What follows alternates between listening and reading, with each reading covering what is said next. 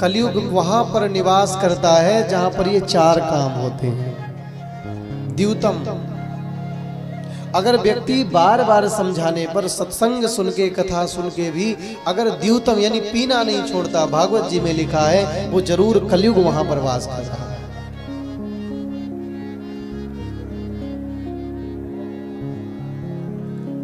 महाराज कलयुग है तभी वो व्यक्ति पीता है। भागवत के द्यूतम पानम, जहां पर मदिरा का भक्षण किया जाता हो, जीव जंतुओं की हत्या करके जो महाराज ग्रहण करते हैं, वहां पर कलयुग निवास करेगा। भगवान ने स्थान दिया उसको। जहां पर स्त्री संग किया जाता हो वहां पर कलयुग रहेगा, और जहां पर जुआ खेला जाता हो। हाँ, आजकल व्यक्ति बैठा है पूजा में, उसका कोई दोस्त आके बोले कहाँ, बोले बस वहीं, बोले मेरा भी लगा देना एक नंबर। आजकल तो इशारों में बात चल जाती है। कलयुग कहता है कि एक गुण मेरे अंदर बहुत बढ़िया है, यत् फलम नास्ति तपसा न योगेन समाधिना तत्फलम लभते सम्यक कलौ केशव कीर्तना। अगर एक बढ़िया गुण है, एक कमरा तो कोई लग्जरी दे दो जिसमें मैं रह सकूं। सारे तुमने महाराज गड़बड़ गड़बड़ दे दिए मुझे, इतना भी बुरा नहीं हो, एक तो अच्छा ही है मेरे अंदर। तो भगवान कहते जाओ तुम्हारा निवास स्वर्ण में रहेगा। अब सोना तुम्हारा जितना महंगा, एक नंबर की कमाई से तो आ नहीं सकता, और 2 नंबर से आएगा तो महाराज फिर कलयुग रहेगा। तो भगवान कहते तुम ही निवेदित भोजन करही, जो भगवान को जिस चीज को अर्पण कर दिया जाता है उसमें फिर कोई दोष नहीं रह जाता है। तो स्वर्ण यदि पहने, अधिक मात्रा में पहने, तो पहले भगवान को निवेदित कर दें, भगवान को भाव से पहले अर्पण करें। हे प्रभु हम आपके लिए करवाएं। और जो माताएं ऐसा नहीं करती हैं तो देखने को मिलता है कि सबसे पहले हार ही चोरी होते हैं। प्रेम से कहो श्री राधे, क्योंकि भगवान ने इसमें भी अपना वास दिया है। लेकिन जो एक नंबर से कमाएगा महाराज, उसमें कलयुग का वास नहीं रहेगा। ये कलयुग का प्रताप है कि जहां जहां कलयुग होगा वहां ये 4 काम किए जाएंगे, और वो व्यक्ति यदि 4 काम करता है तो कलयुग उस पर सवार हो गया है। भागवत कहती है कि भगवान के शरणापन्न रहने वाले लोगों को, मानवों को पीना नहीं चाहिए, स्त्री पुरुष संग नहीं करना चाहिए, और जहां पर लंपट लोग रहते हैं वहां नहीं जाना चाहिए, और महाराज कभी जुआ, जहां जुआनी लोग होते हैं ना, ये काम नहीं करना चाहिए। इन 4 कामों को बताया। इसके बाद श्री राजा परीक्षित आगे बढ़े हैं। उनके जीवन में सब कुछ बढ़िया चल रहा था, लेकिन एक अनहोनी हो गई। समीक मुनि के आश्रम पर गए, आवाज लगाई, किसी ने नहीं सुना। मृतक सर्प उठाया और समीक मुनि के गले पर पहना दिया। इनके पुत्र हैं जिनका नाम है श्रृंगी जी।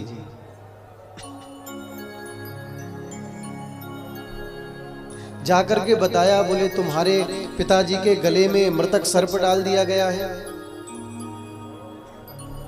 वहीं से महाराज श्राप दे दिया। बोले आज से हम श्राप देते हैं, तच्छ कहा सप्तमे हनी।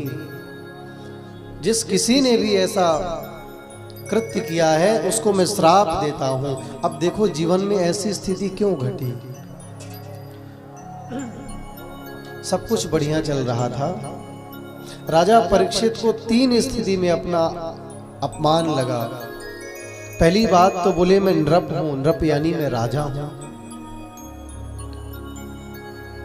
और राजा यदि किसी के दरवाजे जाता है तो व्यक्ति को सम्मान करना चाहिए। सम्मान नहीं किया, ये समाधि पर बैठ गए।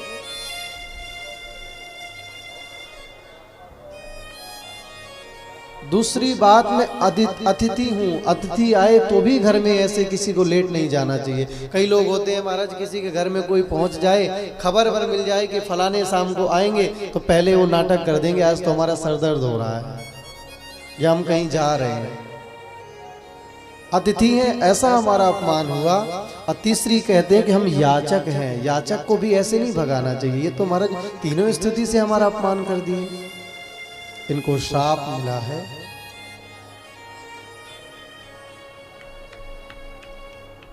जब इनको श्राप मिला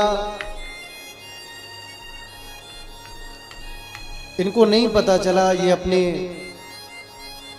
राज्य सत्ता पर आए। जब समीक जी को पता चला कि मेरे पुत्र ने श्राप दे दिया है राजर्षि परीक्षित को, तो बड़े दुखित हुए। अपने कुछ शिष्यों को भेजा और बोले जाओ, राजर्षि परीक्षित जैसा राजा नहीं मिलेगा। भूल सबके जीवन में होती है, भूल यदि जीवन में ना हो तो वो मानव ही नहीं हो सकता। लेकिन भूल से यदि सीख व्यक्ति ना ले, ये बड़ी गलत बात है। गलतियां सबके जीवन में होती हैं, लेकिन उन गलतियों से शिक्षा लेना ये मानव का परम धर्म है। शिक्षा लेनी चाहिए।